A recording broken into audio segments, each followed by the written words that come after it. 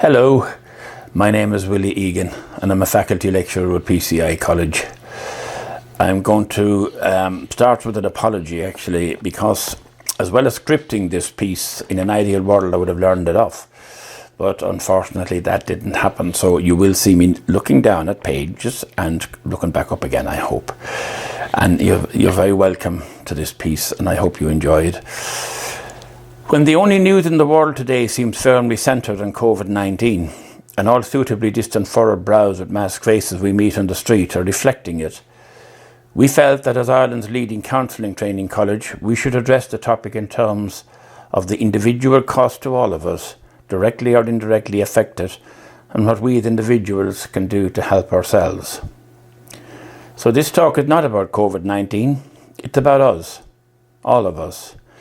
It's about who we humans become when we're threatened, when we're suddenly jolted from our comfort zones, when everything we had built up and taken for granted is taken away from us, and we don't know if we'll ever get it back. That's the thing, we're not sure if we'll ever get it back. It's so unfair, the child in us screams. And the potential for the child in us to be triggered in these times is quite high. After all, we're being told how to wash our hands, how to wipe our noses, how to cough. We're being told not to talk to strangers, to stay in our rooms, and because we didn't, it seems we're being grounded. And we all know that caged animals fight. In prioritising people's health, the government, acting on best medical advice, have taken a pretty drastic decision to shut down the economy and social backbone of the country by virtue of enforced closure of non-essential businesses and restrictions of social movement, which had been enforced by the Gardaí. This is a choice, and according to William Glasser, the author of choice theory, each choice has a payoff and a price. Thus, while the continuation of the lockdown decision has been fully accepted as completely necessary for the payoff of avoiding or curtailing the virus, the price of this choice has pretty severe consequences for individuals and society as a collective. What we were familiar with is gone. What we're faced with is unfamiliar. If COVID has brought many new terms into our everyday language, self-isolation, social distancing, etc., it has most assuredly removed one major word, which is the core of most people's world, certainty. But then again, from the wisdom of Solomon, we are told the greatest block to relearning is certainty. So here's to relearning. If we look at the aforementioned William Glasser's 5 basic human needs, from the most important up, they are survival, belonging, power, freedom and fun. It seems the latter two, freedom and fun, have all but disappeared as we knew them. Our need for power has also taken a severe dent, as COVID-19 currently has all the power pending a vaccine, which seems quite a bit away. While our need for belonging has been severely restricted, as it instinctively goes against the whole concept of social distancing, unless of course you're a confirmed and committed introvert. Our lives for now have become all about survival. And where do we find meaning in just surviving? Who are we when we're not certain? And how do we deal with it? Do we hide? Do we fight? Do we blame? Or do we adjust? Perhaps it's a good time to think of the Serenity Prayer, a beautifully meaningful piece written by the American theologian Reinhold Niebuhr in the early 1940s, where the main message in times of crisis is to accept the things we cannot change the things we can, and have the wisdom to know the difference. Accept. Now there's the hardest 6-letter word in the world right now. Acceptance, of course, is always linked with finding a meaning in whatever life throws at us from time to time. Is acceptance easy? Is finding meaning easy? No, because when life kicks us out of our comfort zones, we enter a temporary crisis zone, which is denoted by unfamiliarity, discomfort, unease, and a huge magnetic pull back into our now defunct comfort zone. The good news is that we will only learn and grow in the crisis zone. But do we want to? Or do we resist it? If reframing is about alternative thinking patterns, behavioural change is equally beautifully encouraged and enhanced in the salutary tale by Spencer Johnson in his fascinating little book, Who Moved My Cheese? A clever study of how we react when something familiar has been taken from us. Some of us go into shock and waiting for what was to return, while others adapt to the new situation and go seeking alternative options. But perhaps in terms of the potential for deep, life-lasting change, we should look to the philosophy as existentialism, as put forward by such noted thinkers as Rollo May and Irvin Yalom, based on the idea that we will encounter many problems in life merely because we exist. The connection of the word exist with existentialism. Such issues as loss, sadness, loneliness, discrimination, unfairness, illness, breakups, breakdowns, fate, grief, aging, pain, suffering and death. And certain external factors such as worldwide events which affect everyone, such as the Twin Towers 2001, the global economic crash in 2007 and currently COVID-19. Viktor Frankl grounded his philosophy into action therapy in his very powerful book, Man's Search for Meaning, in which he introduces logotherapy as a pursuit of meaning of one's overall life experience and of any given portion of it, whatever the circumstances. Its concept is based on his own experience in Auschwitz and other concentration camps, wherein he endured the endurable and lost all his family, but still survived. Because, as he said with great credibility, almost everything in life is endurable if one can find a meaning for this suffering. When we are no longer able to change a situation, we are challenged to change ourselves to find meaning in this new situation, he says.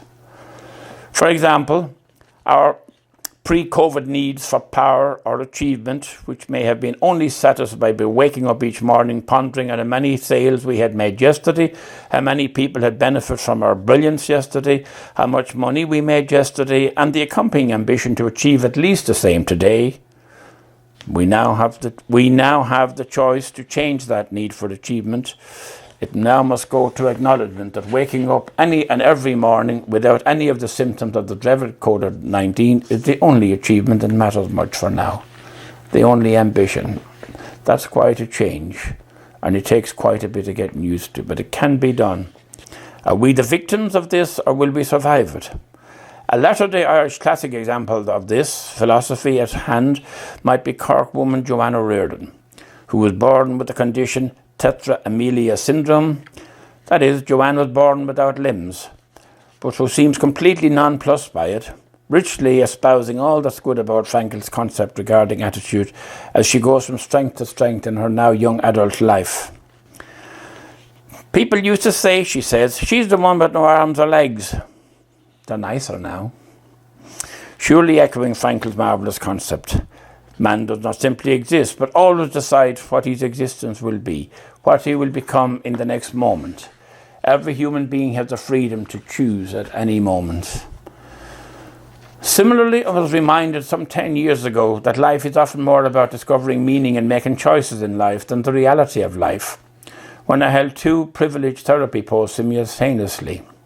One with a typical youth organisation where I was dealing with young men who felt they had enough of this world.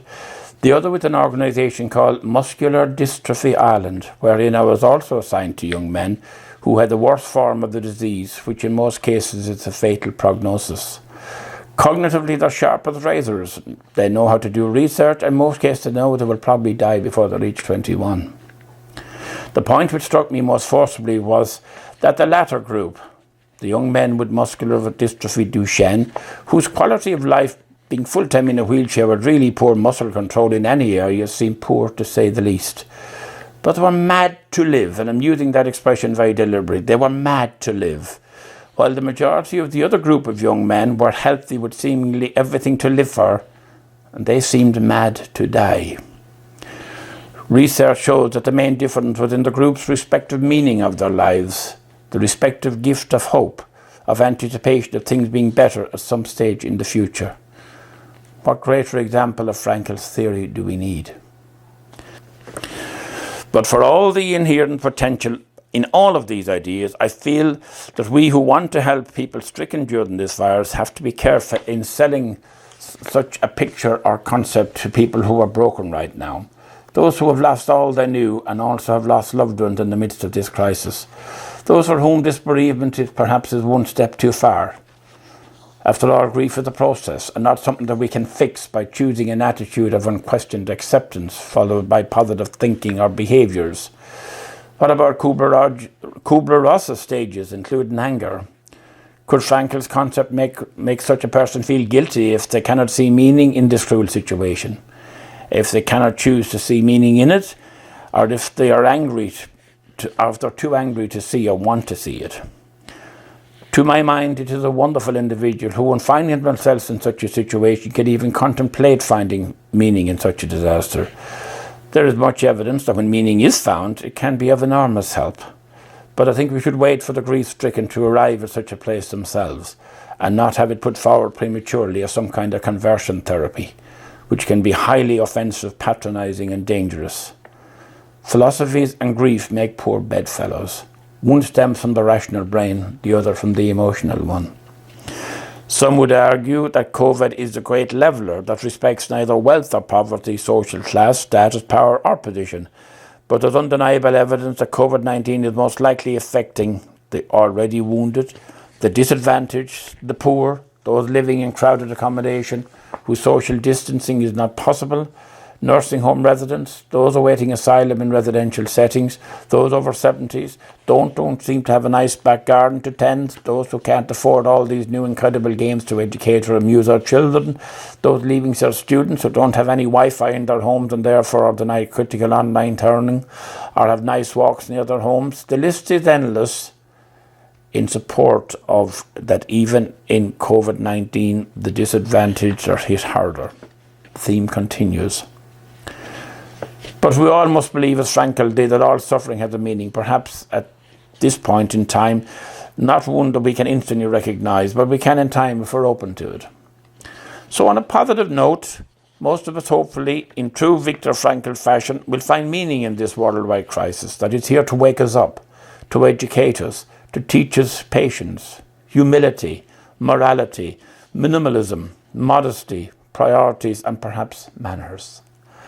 After all, there is already mounting evidence that the environment is much safer during this lockdown.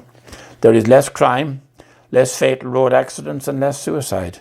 We spend more time with people we should be spending more time with. We spend more time doing things we should be doing more, such as reading, gardening, walking, enjoying nature. We spend more time with the inner self within us. Surely all of these are good things. In the world of counselling and psychotherapy, there's also some evidence emerging that issues which filled therapist rooms some months ago have been set aside and replaced with more philosophical, existential issues such as who am I in this crisis? And that's what I'm trying to address today. Does this mean that we will all hold on to these new ways and values, these new ways of making meaning, new ways of behaviour once the danger is past? Surely the answer is a big yes. Surely we won't let these valuable lessons that we're learning in great difficulty pass us by. Again, as we often so done in the past, surely we'll grasp it this time. Sadly, history teaches us otherwise. Many a person or nation, when in peril or in grief, have been known to beat their breasts and swear, never again. Can we do something now to make sure that this either over something will happen?